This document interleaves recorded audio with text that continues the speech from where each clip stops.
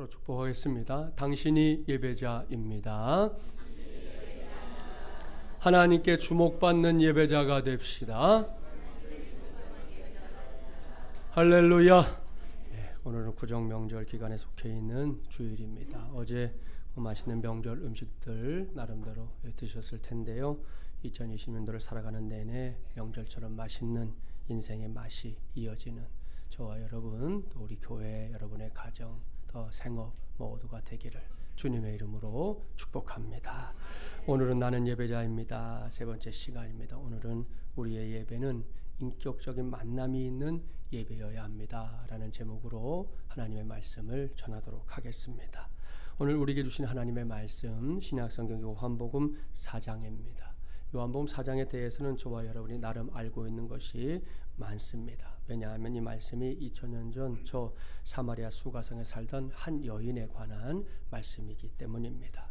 2020년 새해 구정명절을 맞아 여기저기 흩어진 이 시간인데요. 오늘도 이렇게 성수주의를 하며 예배를 드리고 있는 여러분 정도라면 이 여인에 대해 알고 있는 것이 제법 많을 것이다. 이렇게 전제하고 이제 오늘과 다음 주일에 걸쳐서 이 여인을 만나보려고 합니다. 수가성에 살던 이 여인, 어떤 여인인지 아시죠? 우리식으로 요약해서 먼저 말한다면 뭔가 인생이 꼬여도 단단히 꼬인 여인입니다. 일단 그녀의 결혼 생활이 평탄하지 못했습니다. 예수님을 만나기 전에 이미 5번의 결혼을 실패로 장식했던 참으로 비운의 여인입니다. 예나 지금이나 이런 경우에 당사자에게 좋은 평판이 있을 리가 없습니다. 손가락질, 조롱, 무시, 외면, 요즘에 우리 사회에서 흔히 하는 걸로 하면 왕따 등등의 일들이 늘 따라다녔을 겁니다. 그래서 이 마른 목을 축여줄 우물물을 기르러 오는 것조차 사람들의 왕래가 많은 시간이 아닌 대부분의 사람들이 낮에 너무 뜨거우니까 이제 낮잠을 자는데 낮잠에 깊이 빠져있는 시간을 이용해야 했습니다. 이렇게 이래저래 심란한 마음으로 하루하루를 살던 여인이 예수님을 만나게 된 건데요. 저는 이 대목에서 그동안과는 좀 다른 관점에서 예수님과 이 여인의 만남을 살피게 됐습니다. 저는 지금까지 설교자로서 이 본문을 가지고 여러 차례 설교했었습니다. 저만이 아니라 다른 설교자들을 통해서도 이 본문을 가지고 설교하는 거 여러분도 들어본 경험들이 있을 겁니다. 이 말씀에 근거한 우리에게 익숙한 복음 찬송도 있잖아요.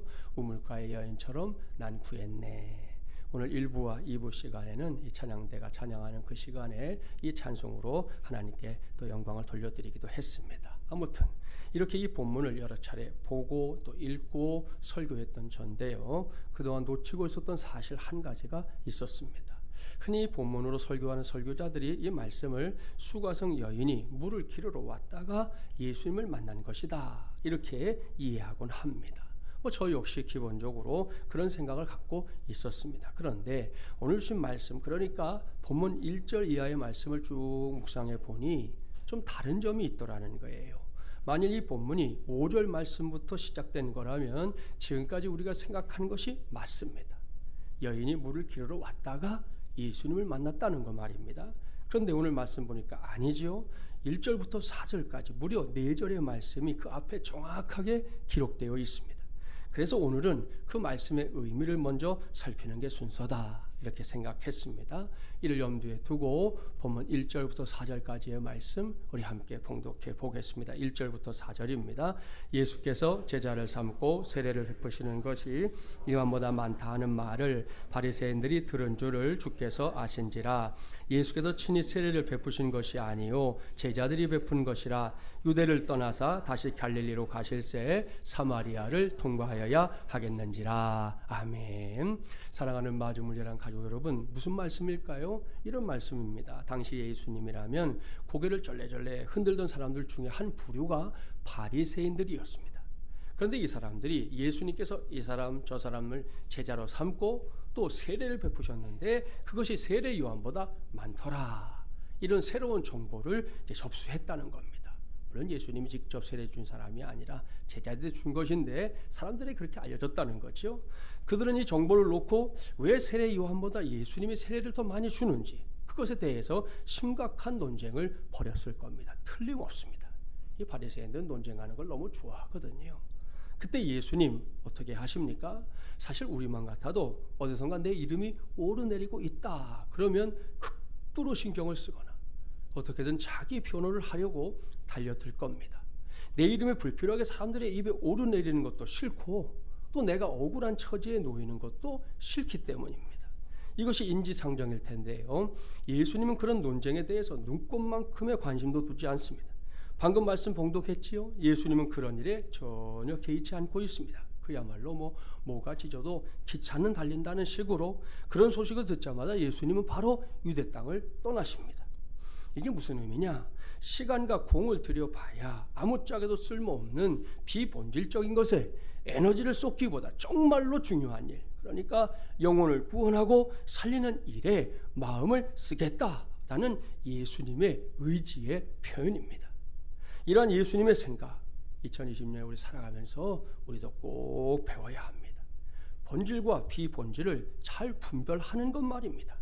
이것만 제대로 해도 우리의 신앙생활은 지금보다 더욱 활기차질 줄 믿습니다. 성경 안에도 이런 문제를 금방 확인할 수 있는데요. 초대교회 음식 논쟁 아시죠? 이 교회 안에서 종종 분쟁의 이유가 됐습니다. 당시에 로마나 고린도의 시장에서 판매되던 이 대부분의 고기가 우상에게 바쳤던 제물이었다는 거, 우리식으로 말하면 제사를 지냈던 음식이었다는 거 많이 들어봤죠. 그러니 이게 늘 문제가 됐습니다. 이런 거죠. 어떤 성도는 먹으면 안 된다 그랬습니다. 어떤 성도는 먹어도 된다 주장하는 거예요. 서로 의견이 다르니까 다툴 수밖에 없잖아요. 이에 대한 사도 바울의 가르침, 그가 성령의 감동으로 남긴 말씀이 있는데요. 고린도전서 8장 8절 말씀입니다. 음식은 우리를 하나님 앞에 내세우지 못하나니 우리가 먹지 않는다고 해서 더 못 사는 것도 아니고 먹는다고 해서 더 잘 사는 것도 아니니라 그랬습니다. 무슨 말씀입니까? 쉽게 정리하죠. 먹어도 되고 안 먹어도 된다, 이런 말씀입니다. 이것을 신학에서는 아디아포라라고 하는데요. 직역하면 구별할 수 없는 그런 뜻이에요. 설명하면 기독교의 기본 진리와 상관없는 문제로서 무엇이 옳고 무엇이 틀리다 이렇게 구별할 수 없다는 거예요. 따라서 이렇게 해도 되고 저렇게 해도 된다, 그런 말입니다. 실화인데요. 미국에 있는 한 이민교회가 오랜 세월 동안 잘 준비했다가 드디어 이 예배당을 건축하게 됐어요. 얼마나 감사하고 신나는 일입니까? 성도들 모두가 그동안 오랫동안 기다렸으니까 팔을 걷어붙이고 성전 건축에 나섰습니다. 그런데 안타깝게도 예배당을 짓다가 큰 싸움이 일어나서 그만 교회가 둘로 갈라지고 말았어요. 분열의 원인이 뭐냐? 예배당에 우리는 없지만 예배당 안에 카펫 까는 교회들이 있거든요. 예배당 안에 이 카펫을 빨간색으로 깔 것이냐 파란색으로 깔 것이냐, 이게 싸움의 이유가 된 거예요. 이것 때문에 성도들이 대판 싸웠어요. 그리고 이것 때문에 교회가 두 조각이 나고 말았어요. 사랑하는 여러분, 이거 제대로 된 일입니까? 이게 맞습니까? 아닙니다. 한마디로 어이가 없죠. 이게 도대체 뭡니까? 다 아시죠? 예배당 카펫의 색깔은 결코 신앙의 본질이 아니라니까요. 만일 그게 본질적인 문제라면 저도 여러분들만 죽을 뚱살뚱 싸워야죠. 정말이지 죽기를 각오하고 싸워야 합니다. 반드시 옳은 것을 관철시켜야 하기 때문이지요. 신앙의 본질, 이것은 결코 양보를 운운할 수 있는 게 아니라는 거예요. 절대로 타협할 수 없는 거죠. 하지만 비본질적인 문제는요, 굳이 그럴 필요가 없습니다. 이것도 괜찮고 저것도 괜찮습니다. 이걸로 해도 되고 저걸로 해도 됩니다. 비성경적인 것만 아니면 되는 것이죠. 비상식적인 것만 아니면 되는 것이죠. 그런 것만 아니면 무엇이든 오케이 또는 문제될 게 없다는 거지요. 꼭 명심하기 바랍니다. 이런 이유 때문에 17세기 독일 신학자 루포투스 멜데니우스는 유럽에 30년 전쟁이 일어나서 온 땅이 피로 물들었을 때 이렇게 선포했어요. 아주 의미 있는 선포인데요. 따라서 해볼까요? 본질적인 것에는 일치를, 비본질적인 것에는 자유를,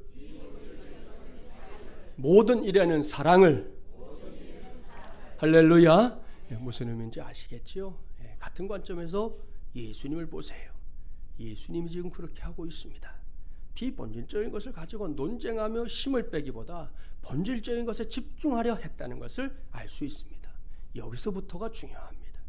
매우 중요한데요. 그때 예수님의 선택이 오늘의 본문 4절 말씀이에요. 사마리아를 통과하여야 하겠는지라.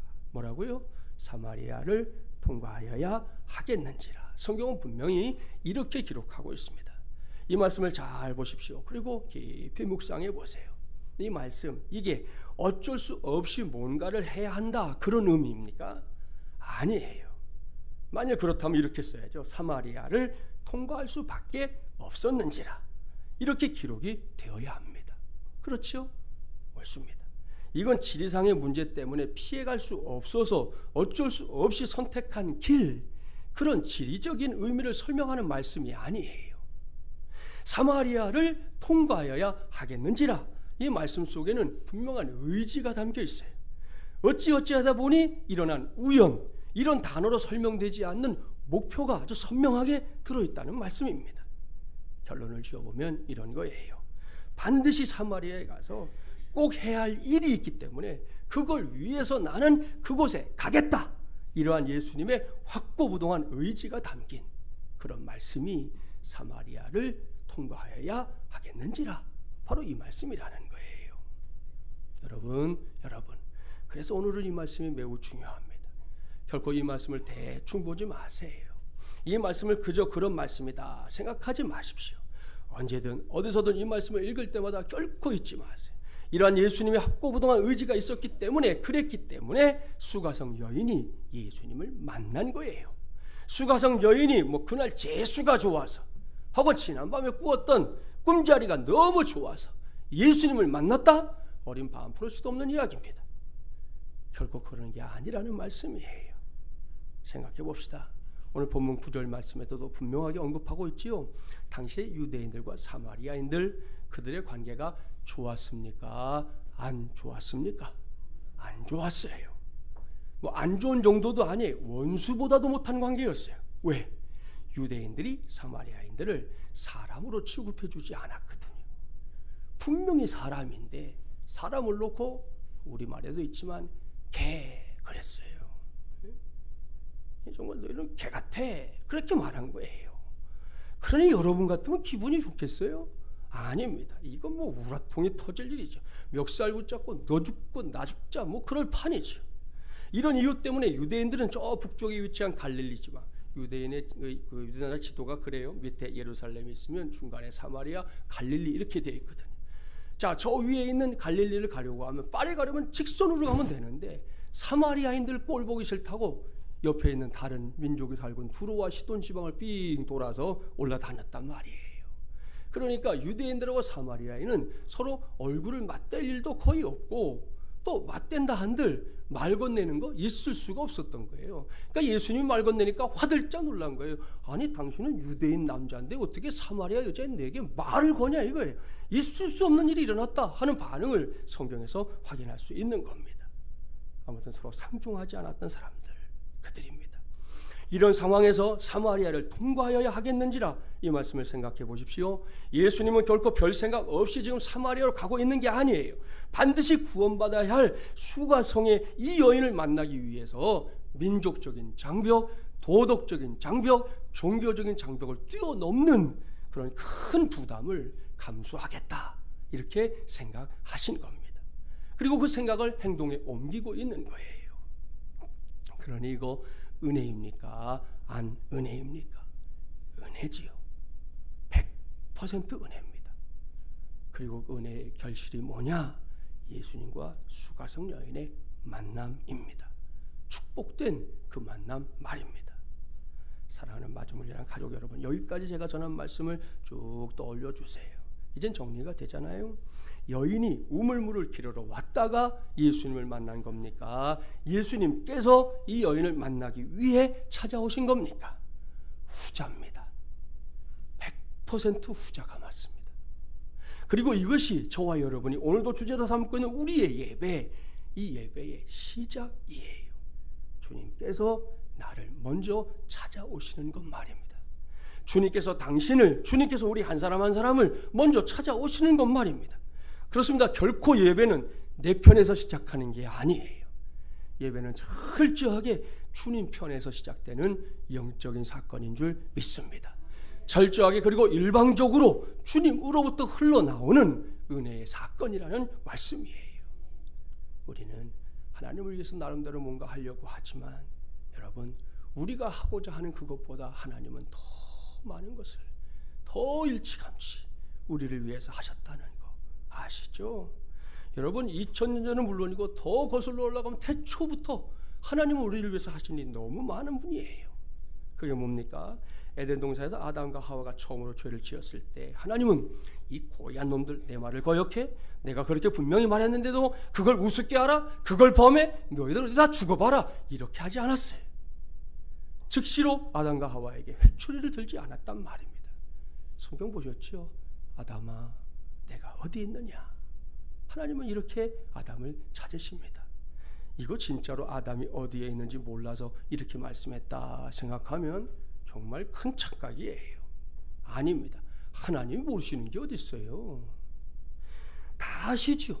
어디에 숨어 있는지, 지금 뭘 하고 있는지, 무슨 생각하고 있는지 다 아시죠?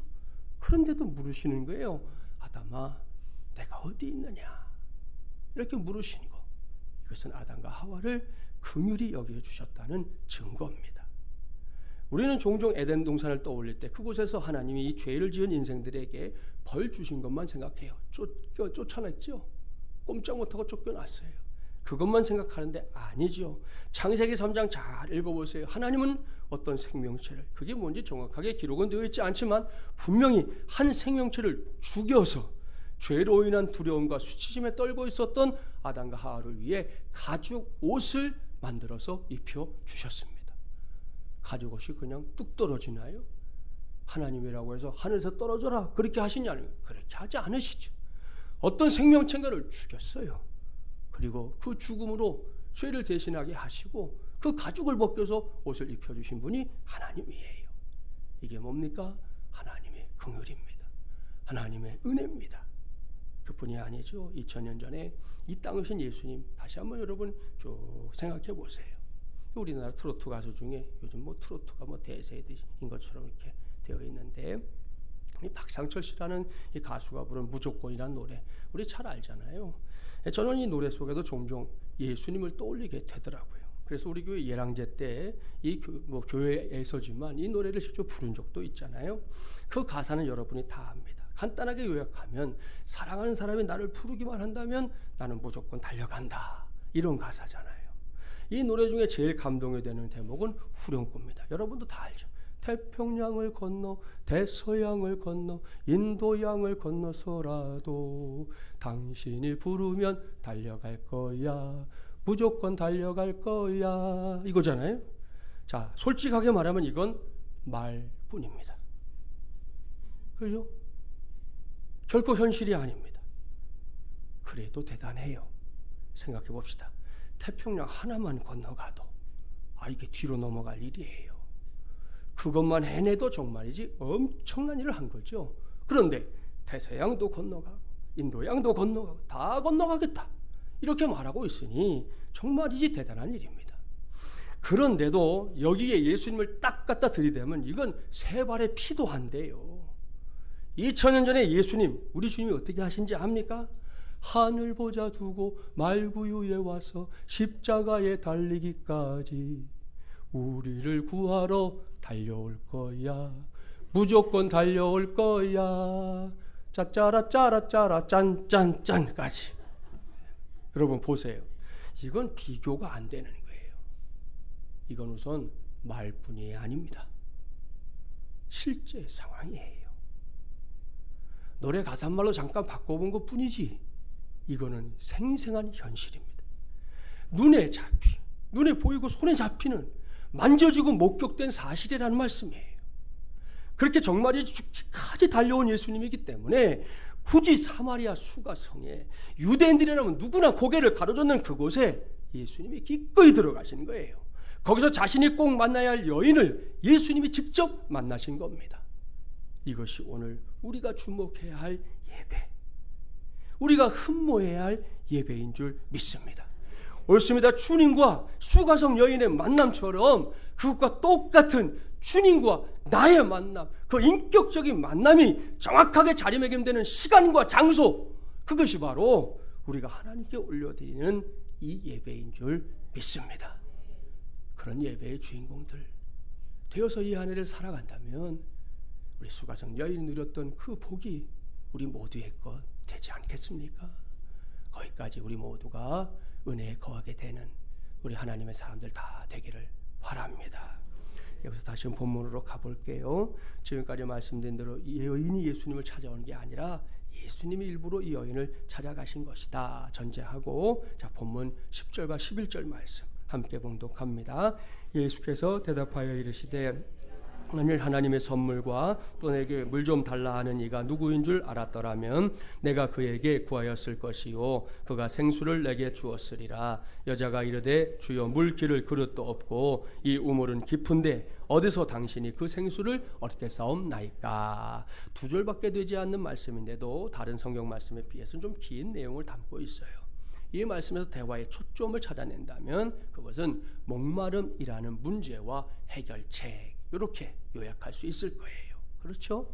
오늘의 본문만이 아니라 이제 다음 주일에 우리가 이어서 살펴볼 말씀에서도 여인은 예수님을 향해 계속해서 자신의 목마름을 호소합니다. 목마름의 경험 여러분에게도 분명히 있을 거예요. 제가 한때 이 구강 건조증이라는 병 때문에 병원을 찾아갔던 적이 있었어요. 그때 의사 선생님 저하고 지금 꼬아보니까 20년 이상 이렇게 만난 선생님이신데, 아무튼 그 선생님이 처방을 해주시는 게 특별한 게 없어요. 제가 목사라는 걸 그 의사 선생님 아시거든요. 강남에 있는 어느 교회 안수 집사님이신 분이니까요. 이 선생님이 제가 이제 입 마르는 것 때 얘기를 했더니 첫 번째 처방, 말을 많이 하지 마세요. 여러분, 이게 목회를 하라는 말이에요, 하지 말라는 말이에요. 제가 그랬죠. 지금 선생님, 제가 목사인 거 몰라서 지금 그러세요? 어떻게 하라는 겁니까? 그랬더니 목사님, 그러면 물을 자주 마시세요. 그거 외에는 뭐 달리 방법이 없습니다. 뭐 약이 있는 것도 아니고 물 자주 드시는 거 밖에는 방법이 없고, 말 안 해야 되는데 말 안 하면 목회를 못 하실 테니까 물 자주 드세요. 그랬어요. 저는 정말이지 별것도 아닌 처방, 의술을 공부한 적이 없는 저도 얼마든지 내릴 수 있는 처방을 받아서 병원을 나서다가 문득 아주 지극히 단순한 진리를 한 가지 발견하게 된 거예요. 그것이 뭐냐? 목이 마르면 물을 마시면 되지요. 바로 이것이었어요. 그렇지 않습니까? 누구든지 목이 마르면 물을 마시면 됩니다. 기도회에 참석한 성도들 보면 알 수 있어요. 새벽이 됐든 저녁이 됐든 기도회 전에 어떤 분은 아예 들어올 때 물 한 컵 딱 챙겨서 들어와요. 왜? 이분은 기도하다 보면 목이 마르게 될 걸 아는 거죠. 그럴 때 얼른 물을 마시려고 준비해 오는 것이죠. 그 외에도 뭐 체육대회를 하면서 선수가 됐든 응원을 하든 하다 보면 목이 말라요. 음식을 먹다 보면 목이 마를 때가 있어요. 어떻게 해야 돼요? 목이 마르면 물을 마시면 되는 거죠. 사막을 여행하는 여행객들은 이 단순한 진리를 막 온몸으로 경험합니다. 사막의 오아시스는 정말 여행객들에게 최고의 보물이에요. 일단 목이 타들어가 보십시오. 목이 타기 시작하면 억만금을 줘도 소용이 없어요. 당장 목말라 죽게 됐는데 그까짓 게 뭐냔 말이에요. 그 돈으로는 없는 물을 살 수 없습니다. 오로지 물만이 해결책이죠. 출애굽기 15장을 보세요. 홍해를 건너 수르광야로 들어간 이스라엘 백성들이 물을 먹지 못해 하나님께 부르짖는 장면이 나오는데요. 이런 사람들에게 훌륭한 보물을 갖다 줘 보십시오. 고대 광실을 지어다가 안겨줘 보십시오. 아이고 좋다 그럴 사람 한 사람도 없어요. 여러분, 그때는 물 외에는 그 사람들을 살릴 게 없는 것이죠. 딱 한 가지, 오로지 물만이 필요한 것입니다. 사랑하는 마리몰리랑 가족 여러분, 예수님을 만난 여인의 관심사 역시 마찬가지였습니다. 그녀는 매우 퍽퍽한 인생의 주인공이에요. 여기를 가도 저기를 가도 멸시와 조롱만이 있는 그런 인생이었습니다. 그러니 어디 하나 마음 붙일 곳이 없어요. 스스로도 내 인생은 끝났다, 난 불행하기 짝이 없다, 난 발버둥 쳐도 이 처지를 벗어날 수 없다, 난 차라리 태어나지 않았으면 참 좋았을 인생이다, 이렇게 생각하며 그저 하루하루 연명하고 있는 거예요. 그 모든 것들이 여인의 목을, 그 영적인 목을 타들어가게 만들고 있었던 겁니다. 따라서 이제 남는 건 타들어가는 그 목마름을 해결하는 것, 그것뿐이었는데요. 이어지는 말씀을 보니까 이 여인이 자신의 목마름을 해결할 수 있는 길을 마침내 찾아내고 있습니다. 본문 13절 14절 말씀 함께 봉독합니다. 예수께서 대답하여 이르시되 이 물을 마시는 자마다 다시 목마르려니와 내가 주는 물을 마시는 자는 영원히 목마르지 아니하리니 내가 주는 물은 그 속에서 영생하도록 솟아나는 샘물이 되리라. 아멘. 할렐루야. 무슨 말씀입니까? 고민할 게 없습니다. 어렵지 않습니다. 오직 예수님만이. 그렇습니다. 오직입니다. 다른 그 무엇이 가능하다거나 다른 길들이 있을 수 있다 이런 게 아닙니다. 오직 예수님만이 수가성 여인의 타들어가는 목마름을 해결할 수 있는 유일한 방법이다 이런 말씀입니다. 믿습니까? 할렐루야. 여러분, 이것이 예배입니다. 그리고 이것이 예배자가 누릴 수 있는 복 중에 으뜸된 복인 줄 믿습니다. 여기서 놀랍고도 너무나 감사한 것은 이 말씀이 단 하나의 토시도 바뀌지 않고 고스란히 우리를 향하고 있다는 사실입니다. 그렇습니다. 이 말씀은 결코 2000년 전 저 사마리아 수가성에 살던 그 여인에게 국한된 말씀, 그 여인에게만 주신 말씀이 아니에요.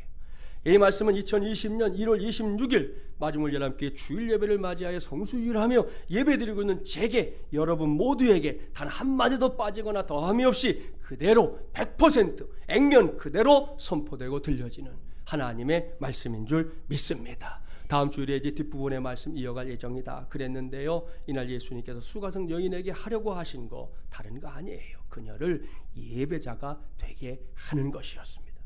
그것도 제대로 된 예배자, 성령 충만한 예배자, 하나님께서 주목하시는 예배자 말입니다.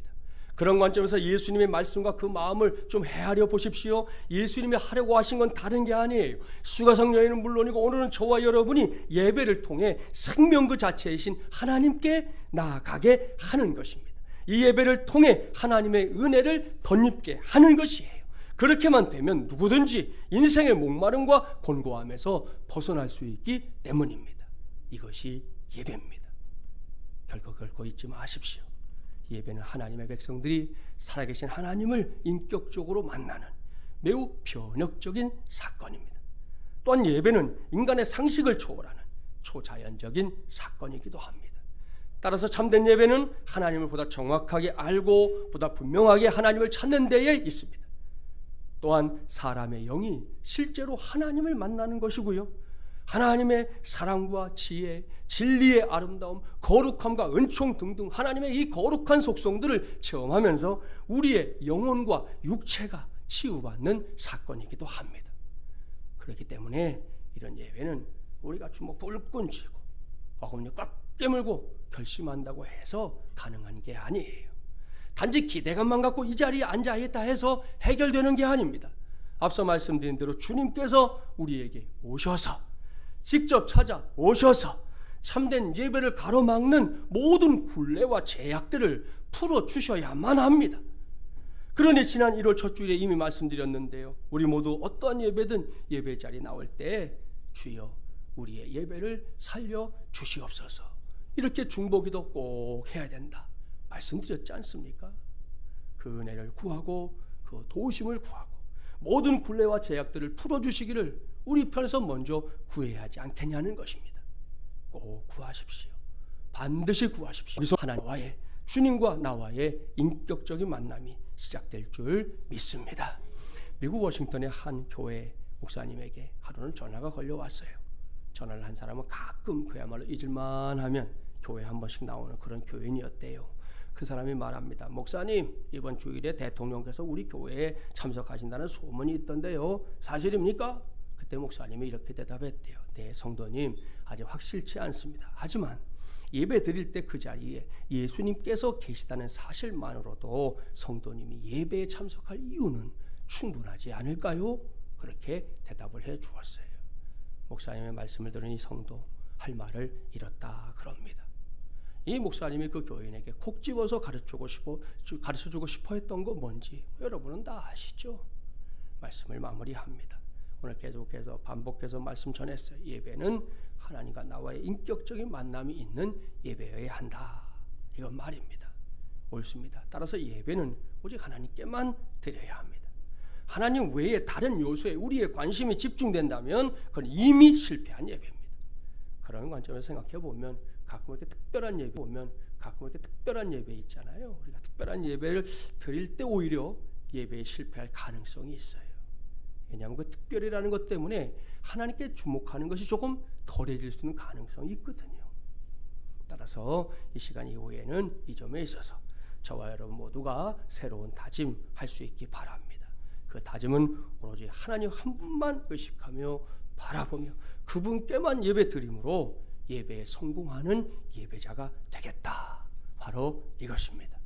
이러한 다짐으로 저와 여러분, 우리 마지막을 열한 교회가 하나님께 드리는 예배가 반드시 인격적인 만남이 있는 예배, 그냥 왔다 그냥 가는 거 말고요. 이 예배 안에서 주님과 나만의 은밀한 그런 만남이 있는 예배, 그런 예배가 되기를, 그래서 그 만남의 복을 마음껏 누리는 우리 모두, 우리 교회가 되기를 주님의 이름으로 간절히 축원합니다.